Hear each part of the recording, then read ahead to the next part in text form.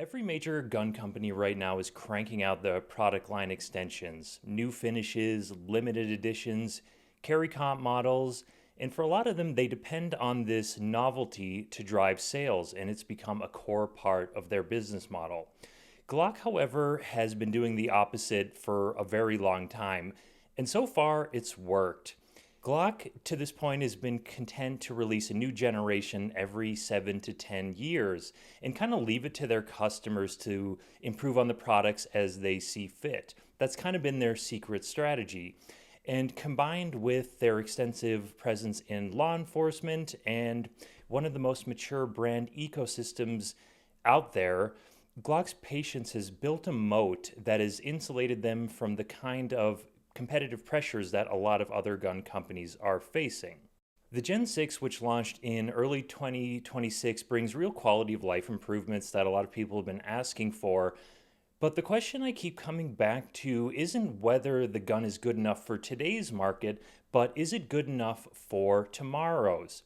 In this video, we're going to do a review of the Gen 6 Glock 19 and talk about where it succeeds, where it fails, and whether it's enough to convert the skeptics.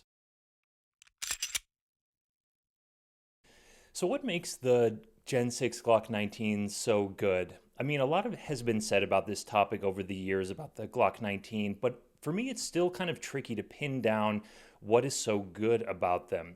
A lot of people will say the Glock 19 is a Goldilocks gun. They'll cite its reliability and ubiquity of its parts. But on paper, none of those things really seem that extraordinary to me. Surely Glock's not the only one with a reliable platform in 2026. While not having the best trigger in the market, and that's something we'll talk about a little bit later, there is a very audible and tactile reset in the Glock 19 trigger. It's really so loud that you can hear it over double ear protection at the range, and you can certainly feel it.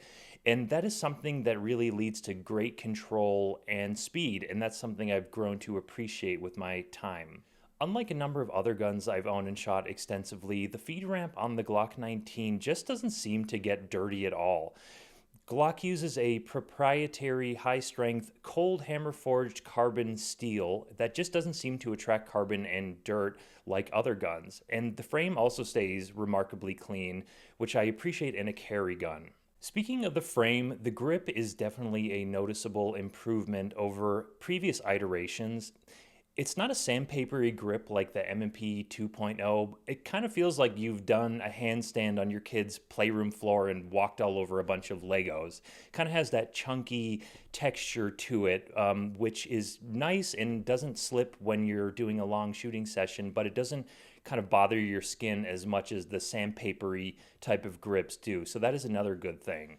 This is a personal preference as well, but I really appreciate beaver tails. I'm a beaver guy, and the two back straps that come with the gun really allow for just enough customization where your kind of bigger hands can get a good grip on it, or if you have smaller hands, you can do without and have kind of a nicer, slimmer grip, which is nice.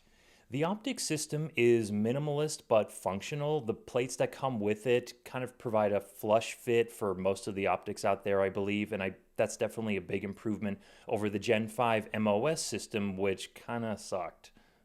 Recoil is definitely manageable, and of course, that's not something that's unique to the Gen 6 Glock 19, but I will say spending some time at the range shooting it back to back with my P226 X-Carry Legion, the recoil is different, but not necessarily worse.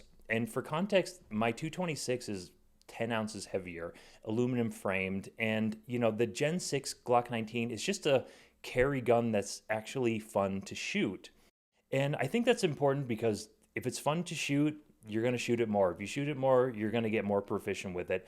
And for me, I think a carry gun absolutely must be fun to shoot, and that's no longer something I will compromise. The new Gen 6 Glock 19 has also shaved off a little over an ounce from previous versions, coming in at 22.5 ounces unloaded. Compare that to others in its class, such as the M&P 2.0, the Echelon 4.0C, the P320, and it's the lightest mainstream compact gun out there. The Gen 6 dropped the heavier dual recoil spring and went back to a single recoil spring, which has help save some of that weight. It might not seem like much, but that's the kind of thing that adds up over a long day. 1 ounce, it just makes it lighter. Lighter is better for me. Again, none of these things by themselves are really extraordinary, but together they add up to something that's just thoughtfully designed. And something I've been thinking about a lot and talking about in my previous videos is this concept of innovation versus reliability. I think Glock exemplifies that quality doesn't have to be flamboyant. Kind of like a nice watch or maybe an iPhone if that's your jam, quality isn't always reflected in the maximum and the most widgets and the most add-ons. Sometimes the absence of something is more important than that something, and I think that's where the Gen 6 Glock 19 really shines. Now, where does the Gen 6 Glock 19 disappoint? Well, while I love how the gun shoots, there's really no question that a couple of core things that people have been asking about over the years weren't implemented, and I really do think that is a big misstep on the part of Glock. There are two big things for me. One, yes, the Gen 6 are shipping with those same crappy plastic sights that everyone hates. And to me, much has been said about this, but it just doesn't make sense why Glock can't throw on their OEM steel night sights that they sell for like 30, 35 bucks on their website. I mean, surely if you add those sights on at the factory, is it really going to increase the cost of the gun by more than 15, 20 bucks? And I think people would gladly pay that.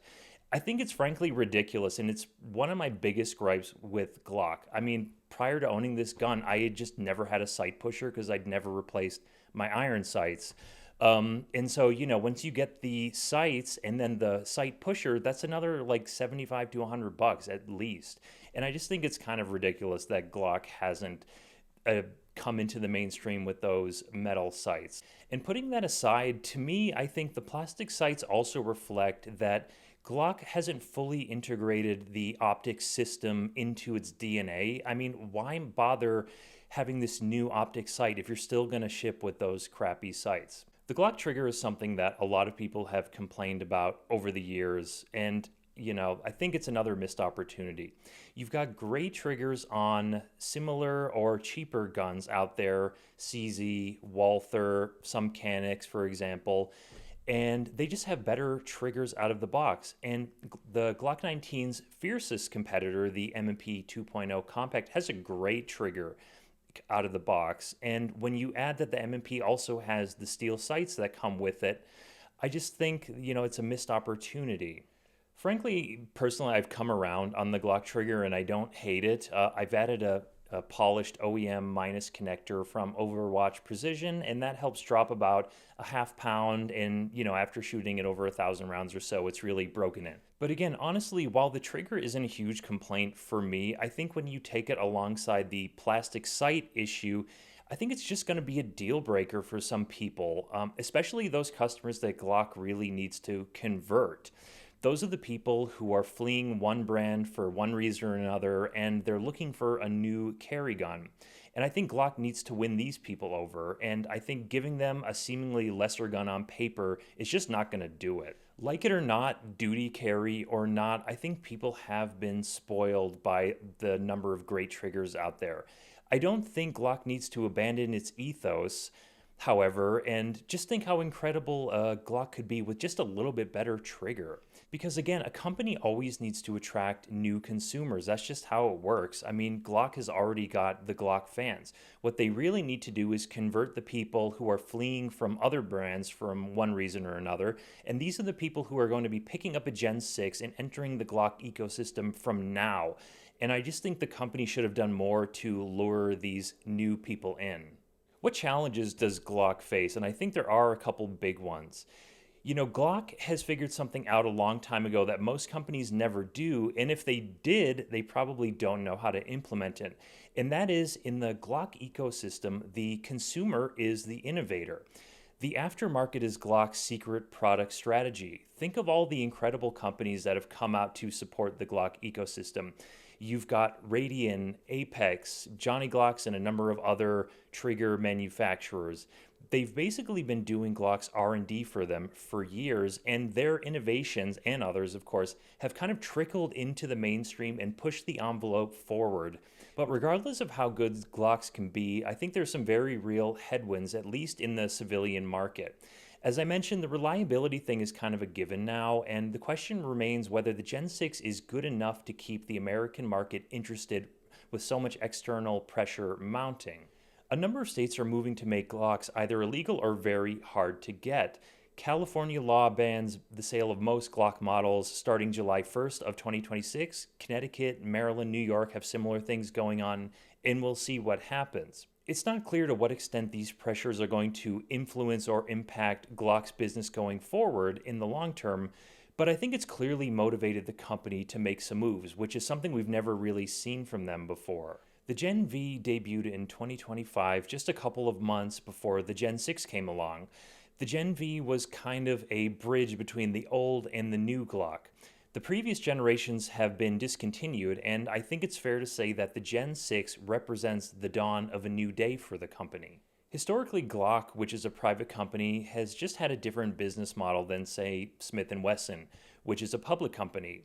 Smith, for example, has said so much that they need to constantly be churning out new products as part of their business model. That's really important to them, and we saw it even in earnings just a couple of weeks ago that were kind of blockbuster, and those were likely due to things like the Bodyguard 2.0 and their other offerings. There's no doubt that Glock will continue to be one of the stalwart handguns on the American civilian market. The question remains to me whether the Gen 6 offers enough to both satisfy the external pressures that the company faces right now while giving new handgun owners something to get genuinely excited about. The Gen 6 is definitely a better Glock, maybe even the best. But better isn't the same as compelling, and compelling is exactly what this generation needed to be. The fans they have are already converted. The ecosystem is already built. What the Gen 6 needed to do was attract someone shopping for maybe a Shield X or a Springfield Echelon and bring them over to the Glock camp. And with those polymer sights and kind of controversial, mediocre trigger that has been a dividing opinion for decades, I'm just not sure it does that. Glock has always bet on the long game, and until now, they've won it every time. The Gen 6 is definitely good enough to keep the fans that they already have, but whether it's good enough to earn the ones they don't, that's the question this generation was actually built to answer, and frankly, I just don't think we have the answer to that question yet.